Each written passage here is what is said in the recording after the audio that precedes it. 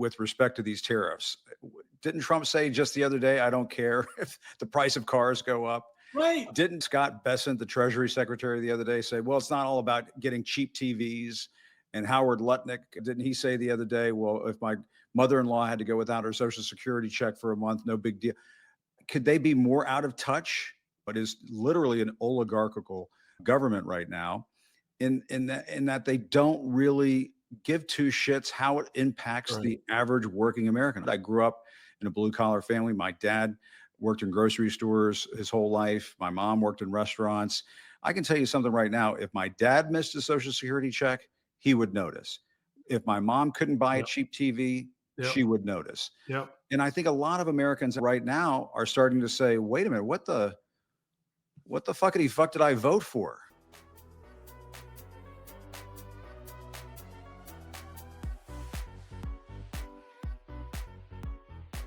Hey, folks, welcome to the podcast. Before we get into it, let me just tell you we got a special guest today. I'm really excited to get Jim Acosta on the podcast to sort of unpack a lot of what's happening out there.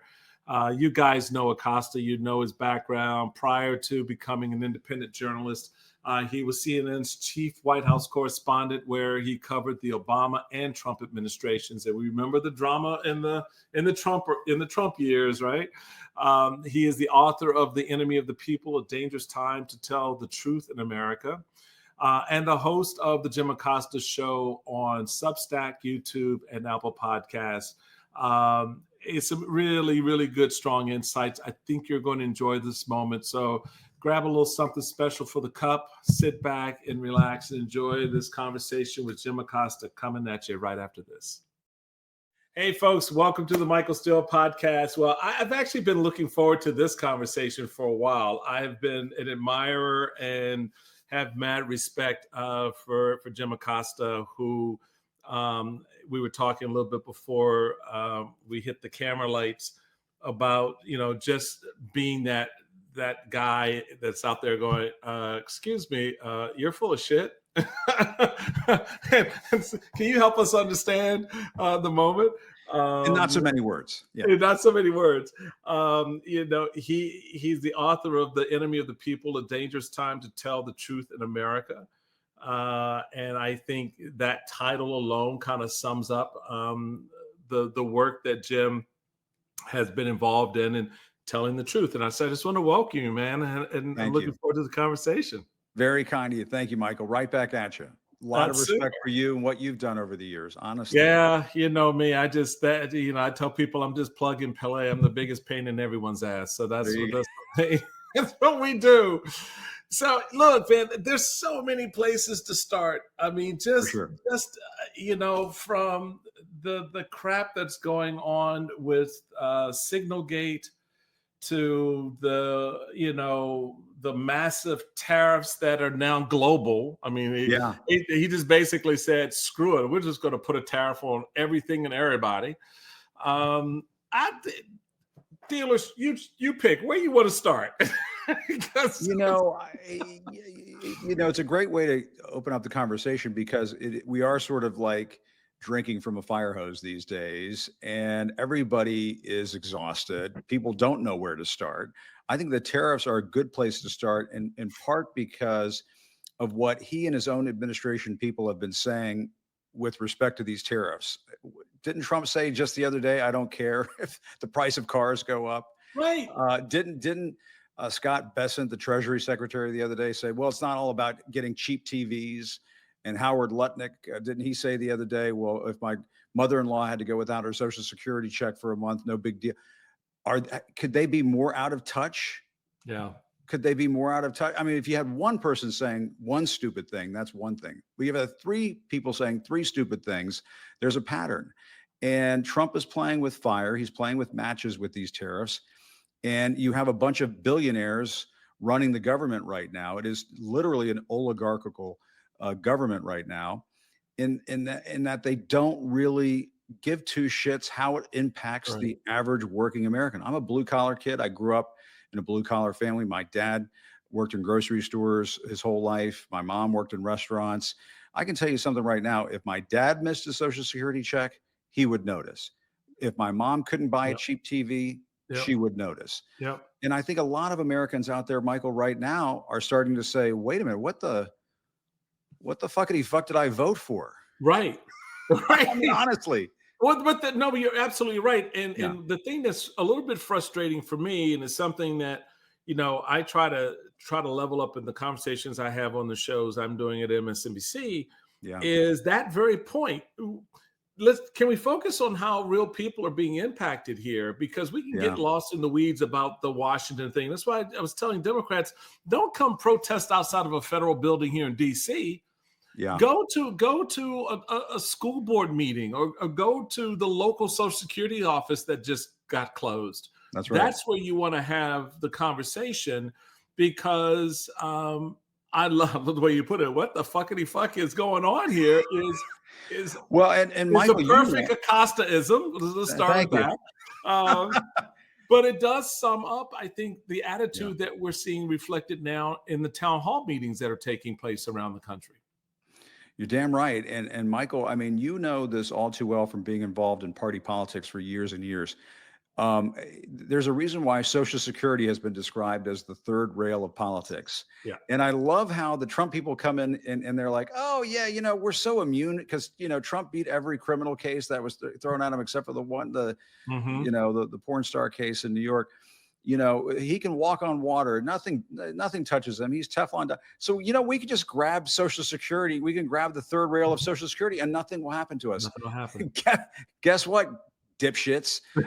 People are pissed off when they're showing up at these town halls and there are people saying, I went down to my Social Security office and I couldn't get a hold of somebody because they've laid off half the staff. I can't get people on the phone because they've laid off all these people. And guess what? You touch the third rail of politics, you're going to get burned. And so they're learning this lesson in real time right now. And the rest of us are just going along for the ride. I'm afraid that's what's happening.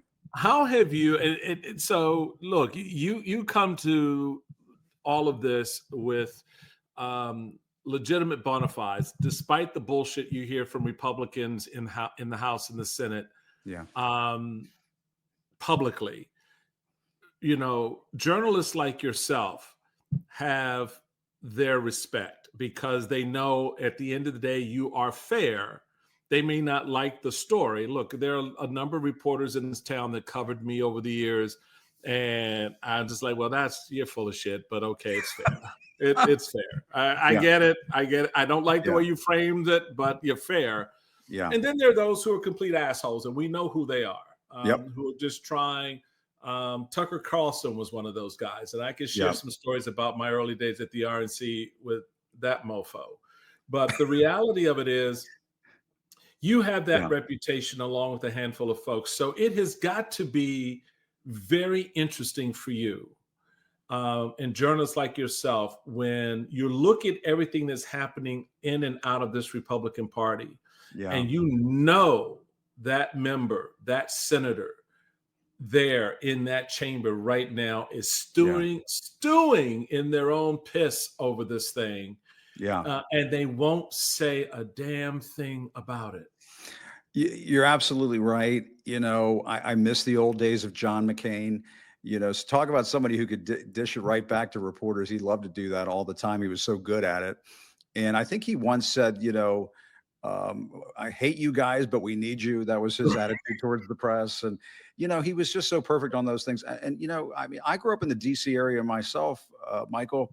I grew up in Northern Virginia in Fairfax County. Tom Davis was my congressman growing up. The great Tom Davis, moderate Republican. He was just like a Jedi when it came to dealing with constituent issues. Yep. And he was the kind of Republican that I grew up with. I grew up with, governors like Doug Wilder and Chuck Robb, very moderate Democratic governors in Virginia. So I didn't really grow up with an ideological bent or partisan stripe running through my veins. And I grew up in the era of Ronald Reagan. And so to me, that was always the Republican Party. And what it has turned into now is, there are lots of different things you can say about it. It's just downright depressing. Yeah. And I know for a fact, because I talk to them from time to time privately, they will say they will just furrow their brow and put their head in their hands, and they will acknowledge what a train wreck Donald Trump is. But there's nothing they can do about it right now unless they want to jeopardize their seat in Congress. And you're just asking political animals to behave in a fashion that is just outside of what they normally do. That's my estimation of it. And I think that a lot of them are just waiting to see if this passes, and that they can just hang on. I keep telling it doesn't pass, folks. It doesn't pass. I know. And I'm not excusing it. I'm just saying that's my read. No. You're exactly right. I get what you're saying in the way you're saying it. Yeah. For those Republicans, I keep telling them this doesn't pass. It becomes something. It metastasizes into something that you have. I wrote a piece recently, going at Chuck Schumer, who was sitting there going, well, this Republican Party, we'll just wait until Donald Trump is off the stage, and then this Republican Party, the Republican Party I knew will return. Correct. No, it won't. That thing is gone. It's gone. I mean, I say that as someone who's still inside the party. It's not. So guys like me are trying to figure out what is the next iteration of those Lincoln values that framed the Republican Party that were sort of, as you mentioned, Reagan personified in the Reagan era, but even recognizing Reagan had his flaws and his issues. Sure. Starting his campaign in the heart of Mississippi to appeal to white segregationist men, not the brightest moment to sort of end the 20th century with. But the reality of it is that party fundamentally, in terms of some of those underlying core values about the role of government and the opportunity of the American dream for citizens, still had some power to it. Correct. That's now morphed into all this Trump MAGA crap. Yeah. And so how do you peel that out, the remnants of that out, and reshape it and frame it and stand it up as a new set of principles is the challenge.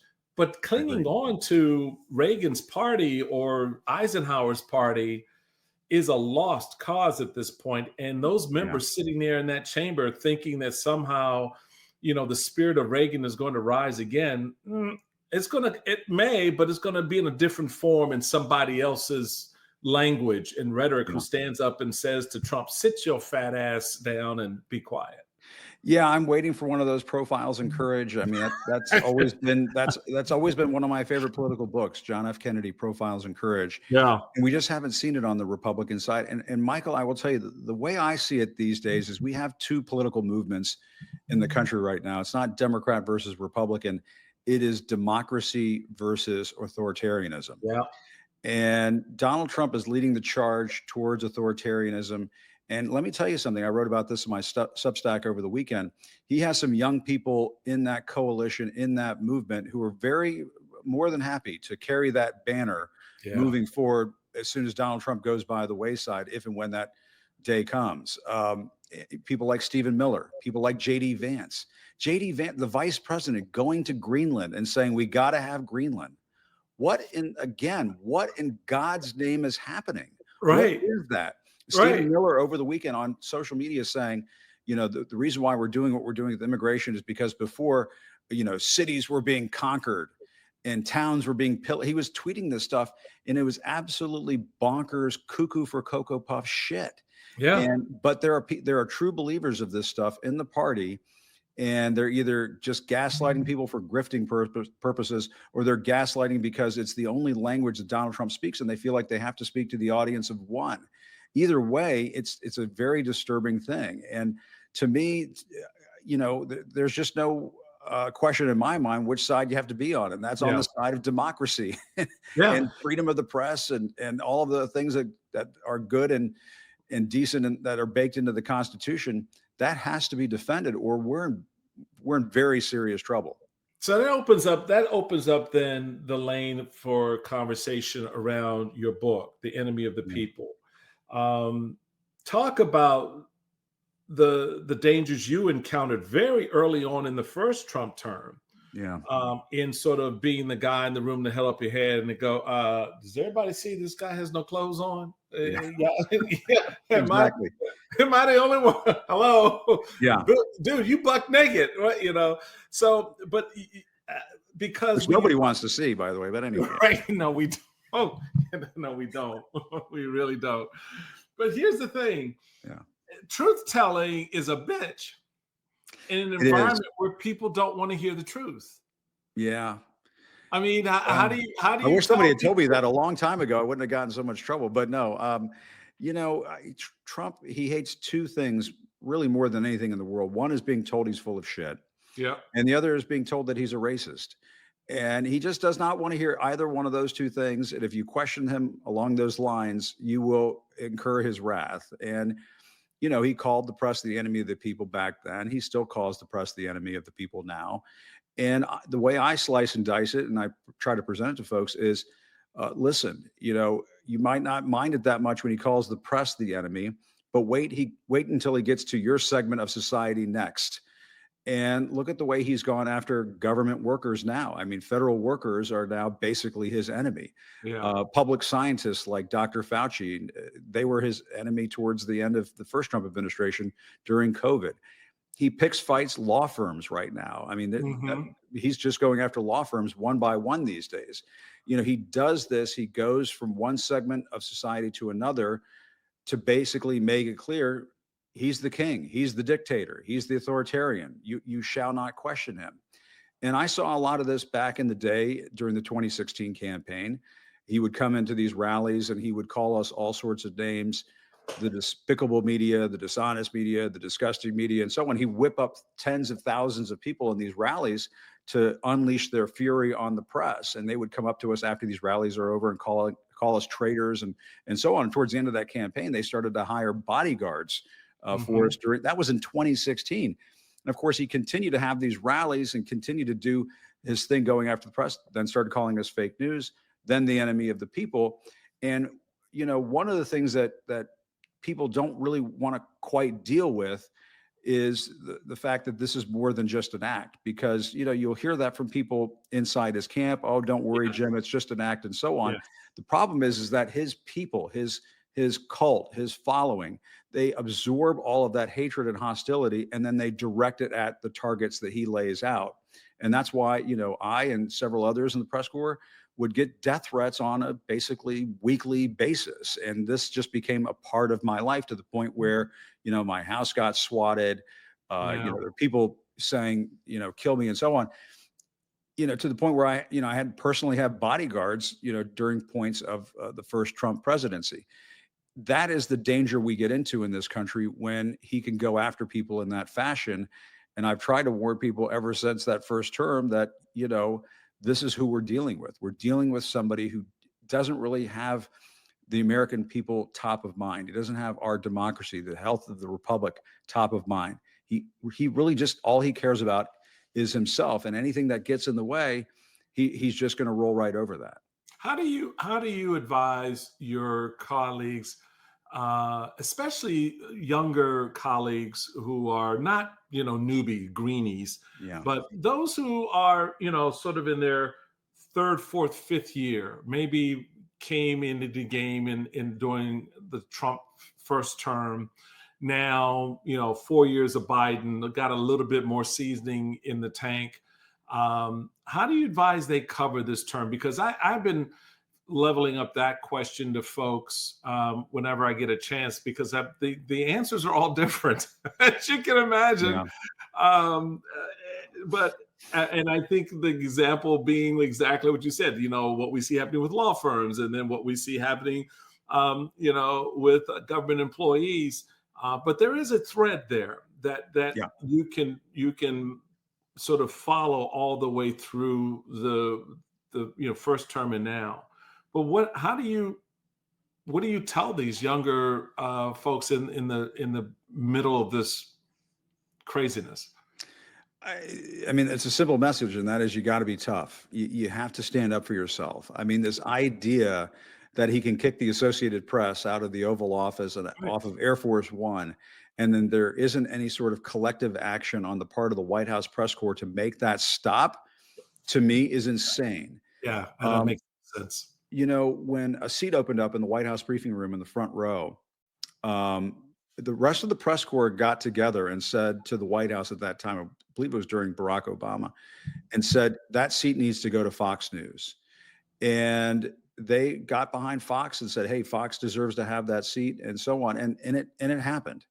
When I lost my press pass, when the Trump administration seized my press pass in 2018, all of the networks got together, major news organizations got together. Eventually, the WHCA, the White House Correspondents Association, got their act together and got behind me to basically say to federal judge who was overseeing the case, this cannot stand. And the federal judge, who was a Trump appointee, gave me my press pass back. It takes collective action on the part of the press corps in order to stop this kind of madness. The idea that they can decide who's in the White House press pool every day is total lunacy. I mean, you saw that during the Zelensky encounter, that infamous encounter in the Oval Office, where you had people like the Associated Press kicked out, but he had Marjorie Taylor Greene's boyfriend asking, why didn't you wear a suit? Okay, first off, he's Marjorie Taylor Greene's boyfriend. And my question during that whole thing is, why is it that we only refer to him as Marjorie Taylor Greene's boyfriend? Is that like at the top of the resume? Like, I worked at Dairy Queen is down here, and then Marjorie Taylor Greene's boyfriend is here, and like, oh yeah, you can go in the Oval Office and ask the president a question. Well, the reason you call him because you otherwise don't know who the hell he is. I don't know who he is. I don't know his name. Nobody. I do know he's Marjorie Taylor Greene's boyfriend, and to me, that is the astounding thing. That's what you get when you let the White House determine who is in the press corps, who's in the press pool, who has access to the president. You end up with this goofy sort of dystopian silliness that you would see in like countries where they have state TV, where they get the folks from the Russian state media to go in to question Vladimir Putin and so on. We can't have that kind of situation here in this country. This is the United States. We don't do that here. Right. So it's funny, in talking about truth, and certainly what you've written in your book, the fact that you have this situation now where Trump has decided to basically shut down Smithsonian institutions, and having them to literally whitewash American history. Basically, the experiences of the Native Americans, African Americans, Asian Americans in their coming to these shores needs to be leveled up in a way that doesn't offend white sensibilities. Well, let's be more specific here.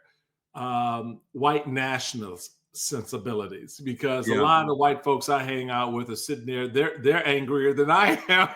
Quite honestly, they're like, what the hell? I'm like, okay, we're gonna work it out, don't worry. You're ready to hit the streets. I hear you. I tweeted out before we came on, Donna Brazil has a great piece up in I think it's thehill.com, and I just noted here, future generations will pay a price if we lie to ourselves about our history. Trump may want to sanitize U.S. history, but our embrace of its truth makes those words written on parchment 250 years ago actually mean something. And for me, the core of I think this moment is one of confronting truth. You and I grew up in the DMV. We are on the front row as witnesses to American history in so many ways. Whether we directly or indirectly or not at all participated in the marches that came through our backyards, the conversations that were held on our front porch. We have this very unique appreciation of American history. We also, I think, appreciate the value of that history being shared and understood by all of us across the country.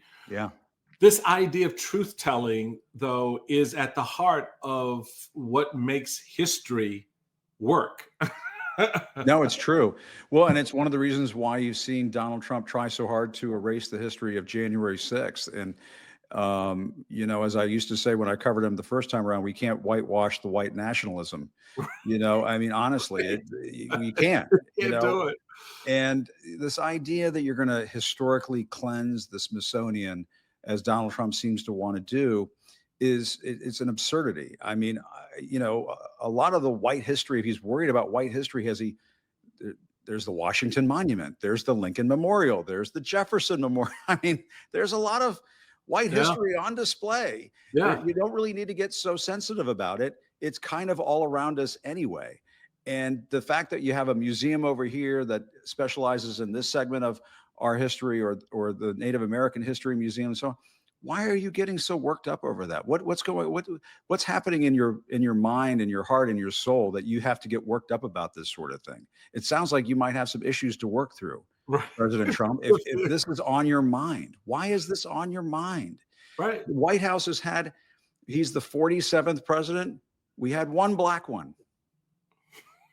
I mean, just one. No women. And look, and may not get another one for quite some time. Might not get anything else but a white guy for quite some time. I mean, so I just, as McCain used to say, if you don't laugh, you'll cry. This one is the one. The Kennedy Center thing I thought was cuckoo. And I thought, the fact that he wants to take over the Kennedy Center and have the YMCA playing all the time and the Village People and Kid Rock. Well, it's no longer the Kennedy Center. They now refer to it as the center. To me, it's the center.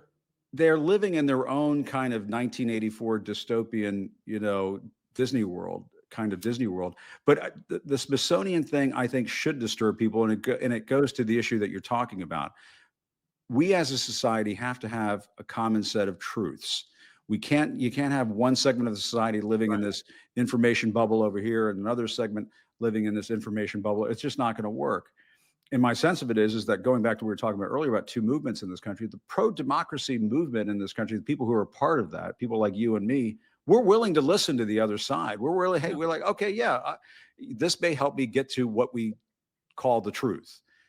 The other side, the authoritarian movement in this country, they don't seem all that interested in hearing from the rest of us. And and on top of that, they want to historically cleanse things like the Smithsonian. They want to take over and culturally cleanse things like the Kennedy Center.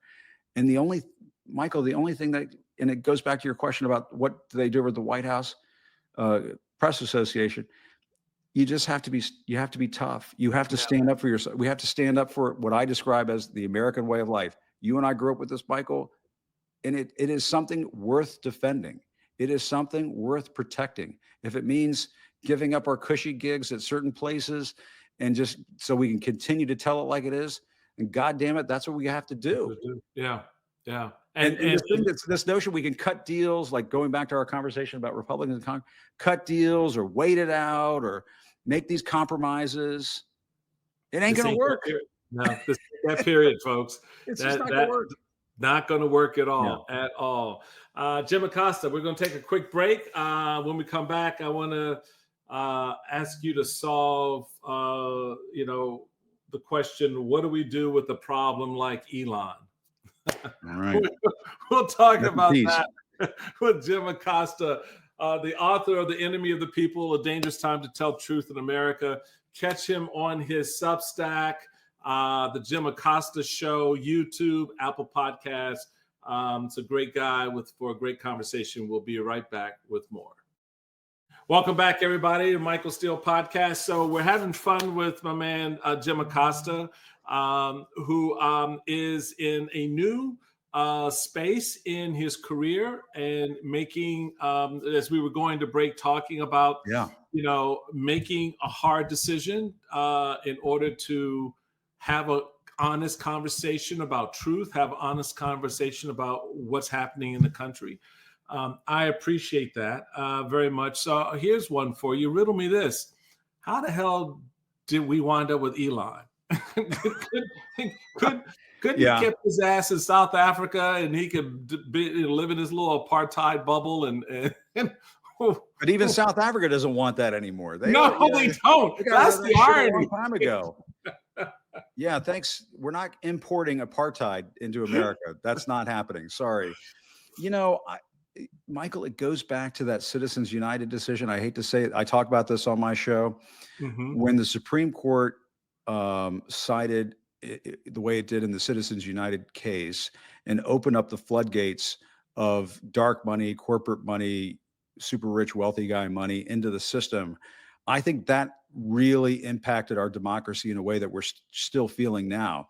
When Elon Musk, the richest man in the world, can dump $290 million into Donald Trump's race back in $26 2024, million into the special election the for the Wisconsin thing. state Supreme Court in Wisconsin. Yeah. And Michael, how in the hell is it legal? You know this stuff back and forth and up and down. How is it legal that you hand out $1 million checks to people? It's Doesn't not. sound legal to me. It's not. I mean, And the it moment walks the like it Democrats doesn't. remember, this is the same Republican Party that pitched a bitch when you had states saying, okay, you can hand out water to people That's standing right. in line. You couldn't do cookies. Remember in Georgia, you couldn't do cookies. You couldn't bring people water. But I can hand your ass $1 million check. Somebody make that make sense. I honestly, we are living in a world where the oligarchs are calling the shots. Yeah. And this people might be like, oh, you sound like, what is this, the resistance and all this shit? Give me a break. Give me a break. When Elon Musk, the richest man in the world, can hand out $1 million checks in a state Supreme Court election, in basically a local election. Right. I'm sorry, something is rotten in Denmark. And not to sound like JD Vance, but something is rotten in Denmark. And to me, we got to put a stop to this. And remember last weekend, heading into last weekend, the Attorney General in Wisconsin was going to the courts and saying, we're going to do something about this. And out of nowhere, Elon Musk is like, oh yeah, never mind. It's if you sign a petition, then you get the $1 million. Right. It's like, the hand got caught in the cookie jar. And so now I'm going to tell a different story. Sorry, we have to have rules of the road when it comes to our elections. It can't just be handing out checks. You can't, and yet here we are. I fear that. Well, a couple of things. One, the fact that the Wisconsin Supreme Court refused to take up the matter to definitively say, no, you can't do this, to me was very problematic. Yeah. And two, more broadly speaking, Jim, when you look at our own Supreme Court and a number of the issues that are working their way through the pipelines right now related to the firing of federal employees, the shutting down of departments that are clearly put together and funded and are there because Congress wanted them to be there.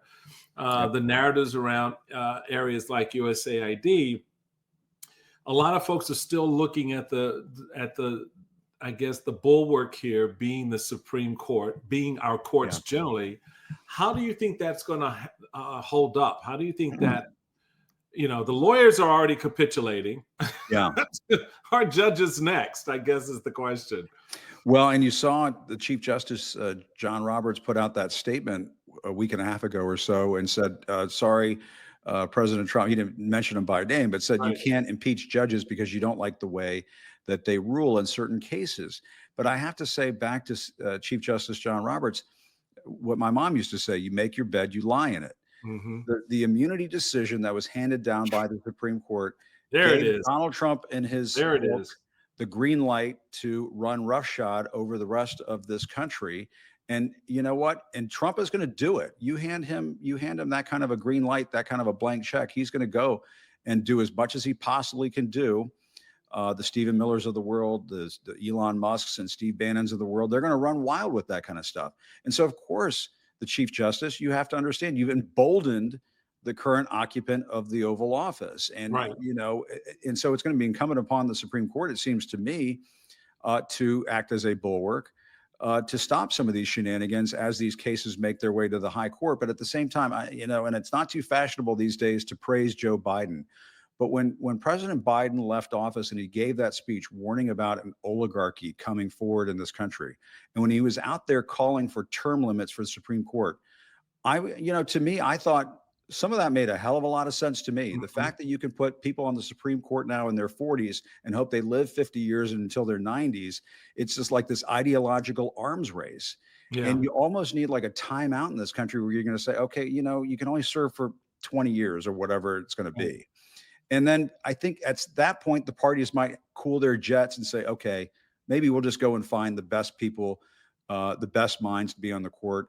And I'm not saying the ones who were put on recently are not the best minds, but my point is you probably wouldn't have Amy Coney Barrett on the Supreme Court or Yeah. Brett Kavanaugh. You just wouldn't You have them wouldn't. on there. You wouldn't have had those two. Both of whom's biggest calling card was they had already promised that they would do the pro Overturn. life thing. Yeah. Exactly. That was it. And that was, the idea that, and for people to be so naive as to believe that, those conversations never happened. They never, Yeah. said Give me a beforehand. break. Bullshit. I mean, Right. they sat in front of the committee, The committee. every last one of those appointees, and lied. They perjured themselves They did. because And they they're on the said Supreme Court. to get on the Supreme Court. They said that stare decisis, what has Precedent. come, the law of the land. We respect Bullshit. tradition. It's all bullshit. It's all Because bullshit. the first chance they could get to overturn precedent, they took it. And Yeah. so you're right. I mean, I've always been of the view, hey, let the Supreme Court is that, and our judiciary. I've always hated the idea of electing judges Yeah. because Me you too. then make them nothing more than a politician. Exactly. And so governors should be the ones, or state legislatures should be the ones putting people on the bench as representatives of the people of their cities, their communities, their states, and the country.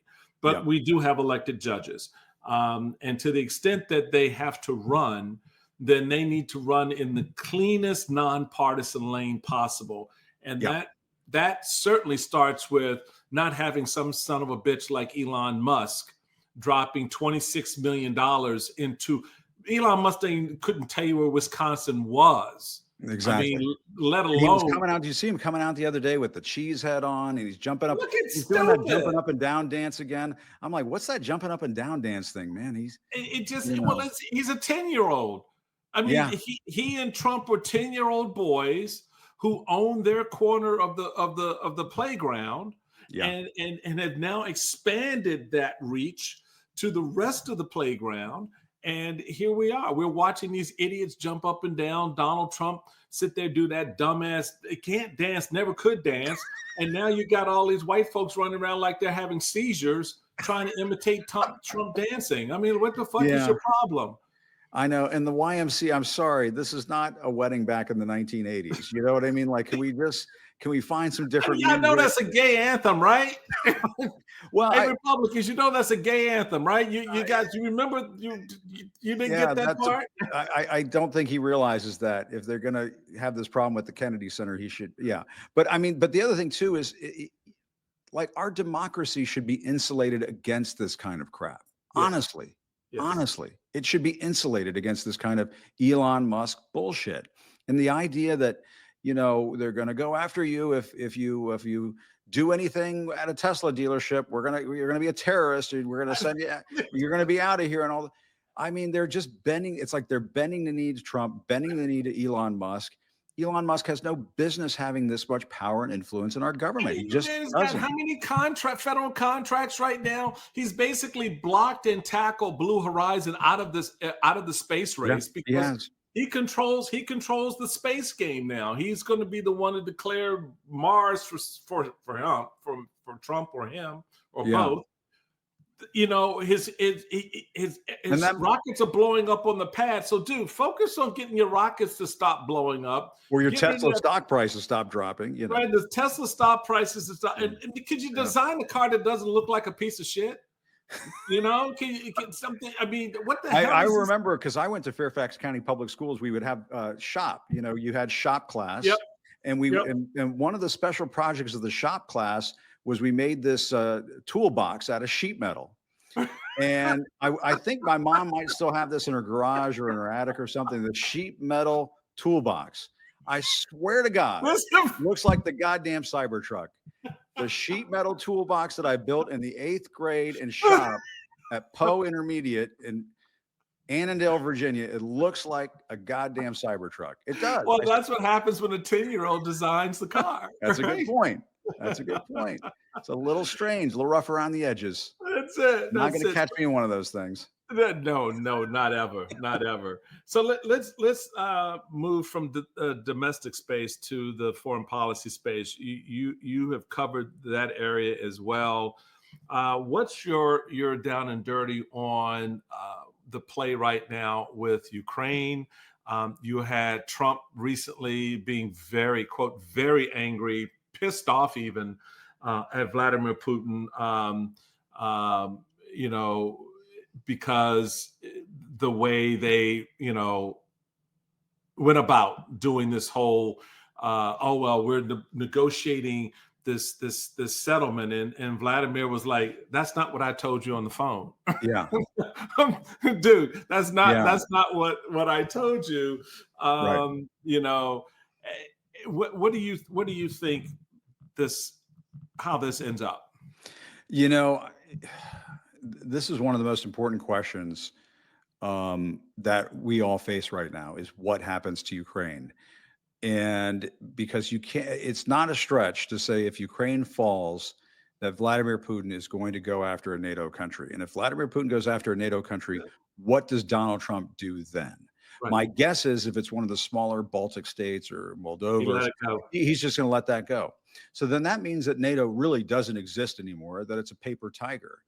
And that creates a much more dangerous world. It says to China, you can do what you want in Taiwan.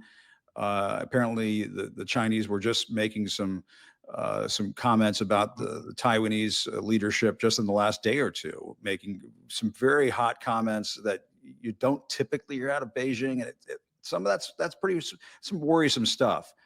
And so the world becomes a lot more unpredictable if we continue to go down this foreign policy path that Trump has laid out. Now, to some extent, trying to get both parties at the table to adopt some sort of ceasefire and a cessation to fighting and so on, sure, a lot of that makes sense. Everybody would like to see the war in Ukraine end.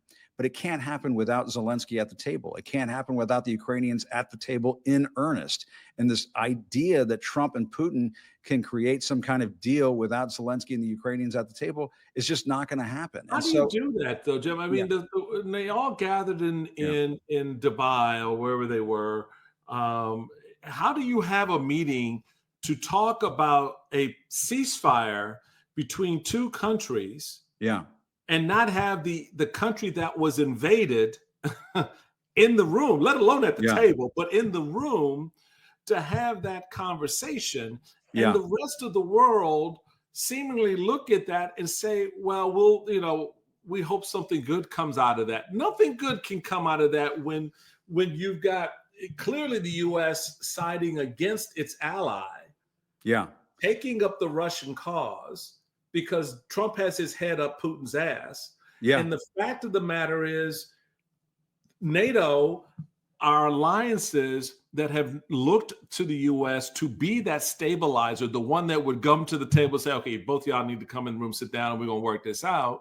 Yeah. That's gone. So does Europe step up? I've been begging that question for the last I think that's what you're going to see happen, Michael. I think you're going to see, and there was some talk of Trump-proofing Europe and so on before Trump came back into office. And I think they're going to continue to try to do that work. Emmanuel Macron has talked about this, a new security posture for Europe. And Keir Starmer, I think, is of the same mindset, may want to do it a slightly different way. But I think that is what you're going to see evolve over the next couple of years, because you said it, you nailed it right on the head.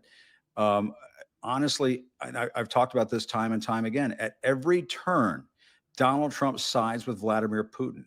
You can barely cite a scenario where Donald Trump does not take Vladimir Putin and the Kremlin's side in things. Right. And it's just the damnedest things. I was in Helsinki when that whole debacle went down, when Trump said that he trusted the Russians more than his own U.S. intelligence community in terms of the assessment as to whether the Russians interfered in the 2016 election. There's just something weird and quirky and funny that is going on between Donald Trump and Vladimir Putin, and maybe it'll be the Scooby-Doo mystery that finally gets solved one day. We'll find out it's old man Withers. I think we're going to find out.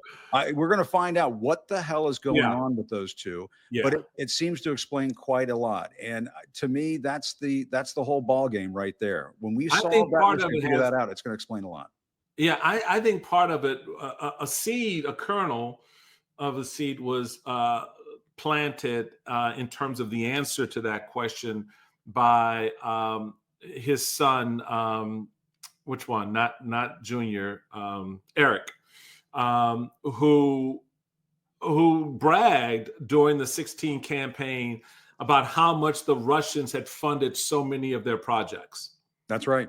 From their hotels, so some of their hotels in New York, to certainly a lot of their overseas financings for their golf course in Ireland and their golf course, here or there. And it got me to thinking at the time, I was like, well, if the Russians are putting up the money behind all of these projects that Trump seemingly has in play, and his desire to open a hotel in Moscow, Trump Tower, Moscow, which is still a driving thing for him. Yep, absolutely. Yeah, once they sized up that weakness in the man, just the sheer promise of you'll get your hotel. It's called leverage, and Donald he knows this all too well. And the other aspect of this, Michael, is there's been this theory that's been put forward by people who want to look past the leverage thing and the business side of this, and they're just wondering whether Trump and Putin and Xi just sort of have this spheres of influence mentality that that Trump will control the Americas and Putin will have his control over parts of Europe, and Xi will be able to reign over parts of Asia. And that's really what's going on here. These three guys, I think that might be part of it, kind of a czarist view of, these spheres in the world and so on. But damn, if there's just something else going on. And I just wish we could figure that out. And I think that's where Zelensky is in so much trouble right now, because, one of the things that I will tell people, because I've had some firsthand experience with this, the Ukrainian people have just been so brave and courageous through all of this.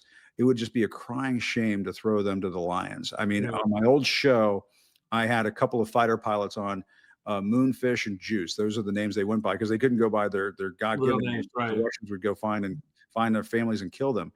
And I interviewed both of them. Both of those pilots are dead.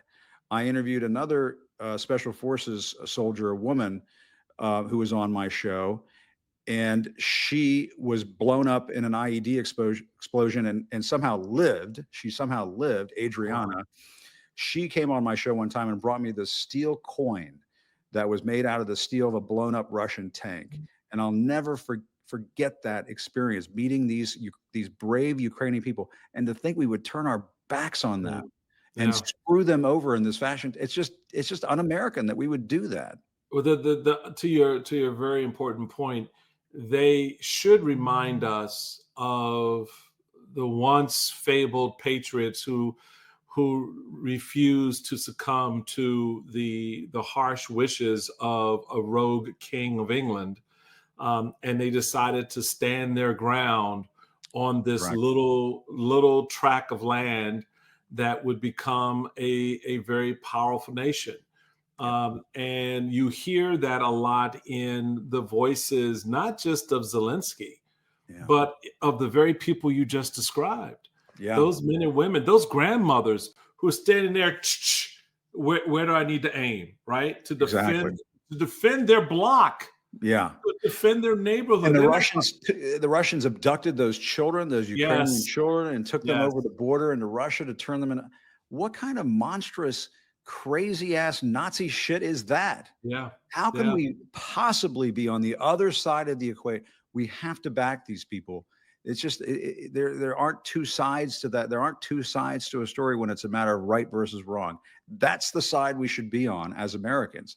And to think that we would just throw these people away out of expediency or for some rich minerals deal or so, that's all horseshit compared to what the heart of the matter here. And the Republican members of Congress who now have sided with the evil empire, have sided with the Russian bear, over Yeah, the freedom of individuals like the Ukrainians should be ashamed of themselves. I mean, I agree. they're pathetic little wimps who don't have a ball among them to stand up to the bully on the playground and Yeah, tell him, no, we're not this. This is not who we are. But then maybe Jim, for Republicans, this is who they are. That we finally have the covers peeled back, mm, and we realize it, and it's a revelation, and it's a little bit of a personal challenge for a lot of Republicans like myself, who, yeah, were fighting some of these urges and these efforts inside the party. Um, paid some coin for that in terms of the price that you pay for trying to stand up against it, but yeah, seemingly still were able to move the party along. yeah, But then maybe the party just got to they got to Trump and they said we don't have to go any further. This is who we are. That we are at the end of the day a bunch of neo-Nazi loving white nationalists supporting Christian nationalist assholes who love doing what we're doing. So we don't have a yeah. problem having the Russians take kids from their family, from their home country, and send them off to Russia to become Russians. Yeah. I don't I, know. There's a price to be paid, though, right? There's a price to be yeah, paid when we don't stand on the side of good, when we don't stand on the side of it was a humanity. dear price to pay. And that's what I worry about. And that's why it gets back to we just got to stand our ground for this American way of life that you and I grew up with, Michael. We got to hand off to the next generations some semblance of the America that we grew up with, or we're just utter failures as a generation, as generations of Americans. We're not the greatest generation. We're the worst generation. If we let I this say thing we're go the down the most tubes, I've claimed this generation as the most selfish in American history, because we whine about everything, we yeah, complain about everything, and we're so put upon that we yeah, don't have time to look at the neighbor who is struggling, who is homeless, who is hungry, yeah. whose kids are in trouble, Then they who's just grab some guy off the street in Maryland and send him down to El Salvador, and then they say, yes. "Oops, sorry, Oops, and we can't get them back. you can't I get him don't know back." what to do. You And know, this is who we are. I'm going to let you go after this one, yeah, but because I was very struck by your words with my buddy Charlie Sykes mm, in that podcast interview, where you're asked about what makes you hopeful. What makes you hopeful in light of everything we talked for the last yeah, 50 minutes? It wasn't a whole lot of hope in this conversation, but there's still yeah, hope. There's still hope out there. yeah. How do I you think see there it? is. What gives you hope now? I think there is, Michael, because I think that there are enough of us who care about, the things that you and I have talked about, preserving and protecting the American way of life, that we're going to get through this. And I know people are down in the dumps right now and they think, how in the hell can we survive this? This country has survived some pretty incredible tests. And I do think we're going to make it through this one. It's going to take a lot of, bucking each other up like you and I have been doing during this conversation. Yeah, but I think we can get there. And I was saying to Charlie the other day, maybe it's because the implosion is going to be that satisfying when we get to the end of all of this, and we'll all say, you know what, that Acosta guy, he was right. This was so spectacular that Right. now this has made everything not that fucking horrible. But I just don't, hopefully that'll be the case. I'm a foolish optimist. I'm a glasses half full optimist. I go around, you go around to the grocery store, out to dinner, and you talk to people. And like you were saying at the beginning of this conversation, they shake their heads and they tell you that they can't take it anymore. There are just enough of us pissed off cowboys and cowgirls out there that I just think that we're going to get through this. And yes, he got in there by a couple of million votes and a Mhm. couple of 100,000 votes in this state and that state. There's no mandate. There was no tsunami. There was no landslide. He just No. barely got in there because the Right. economy was not that great and inflation was not that great. And he just kind of snuck back in there. because Joe Biden took too long to get out of the race and Kamala Harris didn't have enough time to introduce herself to voters. It was sort of a perfect storm that landed his ass back in there. There's no question about it. That doesn't mean everything is going down the toilet. So you just need people to just stay strong. For Christ's sake, our parents and grandparents, they went through a hell of a lot more than what we're going through right now. Although you're right, it is rather stark and depressing at times. But I just think that there's more to us than this. There's got to be more to us than giving up on the Ukrainians and giving up on grandma and letting her Social Security get ripped away. We're just not that country. I just don't think it's going to, I don't think it's going to happen. There's more to us than giving up on us. I like that. I like that. My man, Jim Acosta, this has been a real treat for me, man. I've watched you from great distances. We've seen each other around town from time to time, but it's really nice to spend some time with you and to get inside your head a little bit on all this stuff. The book, folks, The Enemy of the People, A Dangerous Time to Tell the Truth in America. Catch Jim on the Jim Acosta Show on Substack, YouTube, Apple Podcasts. It's a great listen and great engagement. Jim Acosta, thanks, bro. Good to see you, Michael. Thank you so much. Great talking to you. You got it. All right, folks, that does it for our little bit of time together. As always, I appreciate you when you do the download thing. Check us out on the Bulwark platform. We love you there. And until next time, just stay away from stupid. That's all you have to do. It's not hard. Just do it. Like Jim said, we're better than that. And we don't hang with stupid because we're better than that. Take care. Good deal.